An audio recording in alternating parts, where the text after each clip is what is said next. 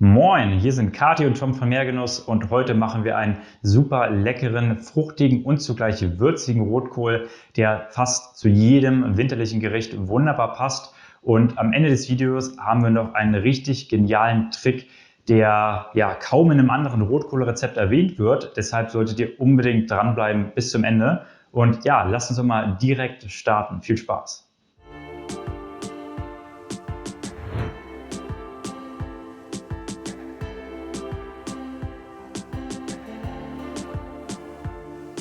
Als erstes starten wir natürlich mit unserem Rotkohl und dafür nehmt ihr zuerst die äußeren Blätter ab, weil die sind meistens schon so ein bisschen trocken und auch härter.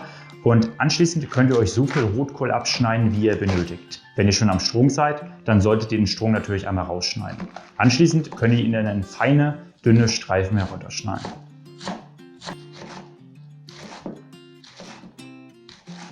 Als nächstes geht es den Zwiebeln an den Kragen. Dafür schält ihr diese, halbiert sie und schneidet sie in ganz feine Ringe. Wir benutzen hier rote Zwiebeln, aber ihr könnt auch einfach ganz normale Zwiebeln benutzen. Die Äpfel könnt ihr vierteln und anschließend entkernen. Dann schneidet ihr die in kleine und dünne Scheiben runter. Als nächstes nehmt ihr euch die Orange vor. Davon reibt ihr erstmal die Zeste ab. Die Zeste ist die orangene äußere Schicht der Orange. Am besten wirklich nicht das Weiße mitreiben, denn das Weiße schmeckt relativ bitter, also achtet darauf, dass ihr nur ganz kurz reibt. Anschließend halbiert ihr die Orange und presst eine Hälfte davon aus. Der letzte Schritt unserer Vorbereitung ist unser Gewürzsäckchen. Das ist nichts anderes als ein entleerter Teebeutel, in den wir Nelken, Lorbeer und Wacholderbeeren gefüllt haben und den geben wir nachher mit unserem Rotkohl, während er kocht. So können wir den ganzen schönen Geschmack aus den Gewürzen rausziehen und wir können ihn anschließend später ganz leicht wieder entfernen. Jetzt geht es auch schon ran an den Topf. Dafür erhitzen wir einen Topf auf mittlerer bis hoher Stufe und erhitzen darin Schweineschmalz. Wenn ihr es vegetarisch haben wollt, könnt ihr natürlich auch Butterschmalz oder ein anderes neutrales Öl nehmen. Anschließend gebt ihr dann eure Zwiebeln hinzu und schwitzt diese an, bis sie glasig sind. Dann könnt ihr euren Rotkohl dazugeben und schwitzt diesen ebenfalls nochmal so circa 3 bis 4 Minuten mit an.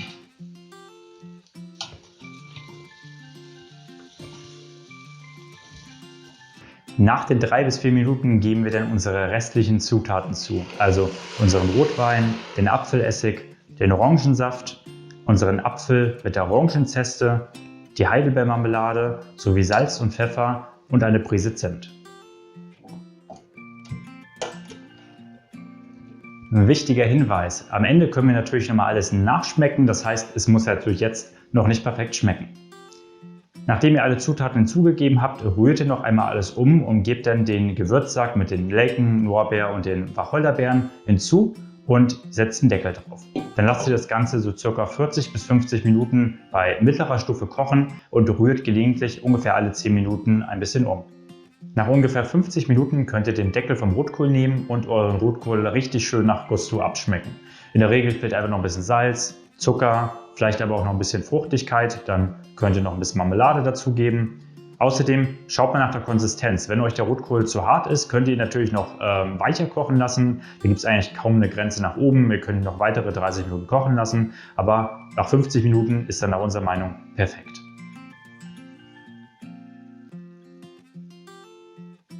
Jetzt kommen wir auch zu unserem speziellen Rotkohltrick und zwar lautet der Speisestärke. Wir dicken unseren Rotkohl richtig schön mit so ein bisschen Speisestärke an, damit er sämig wird und die ganze Flüssigkeit, die sich unten am Rotkohl gesammelt hat, sich um die Rotkohlblätter sozusagen rumlegt und ja, der ganze Geschmack sozusagen gebündelt ist. Also super lecker, müsst ihr unbedingt machen. Also ihr rührt einfach einen Teelöffel Speisestärke mit einem Teelöffel Wasser an, verrührt das Ganze und gießt es dann in die kochende Flüssigkeit vom Rotkohl und rühren dazu.